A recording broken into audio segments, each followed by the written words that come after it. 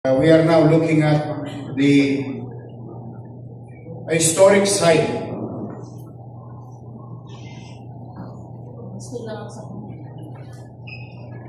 A historic site, Plaza del Piero, na baboy din ng congressman. So the point is, hindi ko malaman kung paano nila nagagawa ito ng walang building permit. Meron pa isa doon na sa Quiapo area. Easement, ginawang multi-purpose hall na naman ng barangay. Pondo rin ng congressman. 43 million yata yun.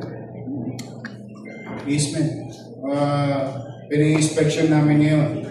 In fact, pina-check ko nga kung may building permit din. Dahil pag wala, they have to stop. Kasi easement yun eh. Ilog yung katabi. Kaya, tingnan mo, ayan, katulad ng tanong mo, totoo, kung lilinisin natin yung mga iskinita, mga kalihon, kaya lumalakas ang loob ng taong bayan, ng iilang individual na gawin yung gusto nilang gawin. Bakit? Nakikita sa mga congressman eh. Politiko rin ang numero unong violator. Politiko rin ang may gawa eh. So, ang katwiran ng utaw, o bakit pag congressman pwede, pag kami hindi?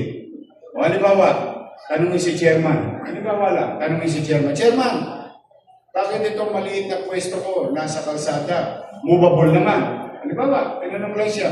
Marunong yung nagtanong.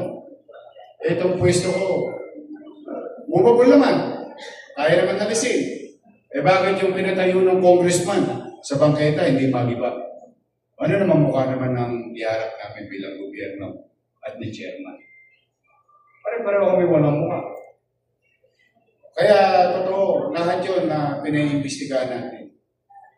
Kasi sayang ang pera eh. May nag-comment na eh.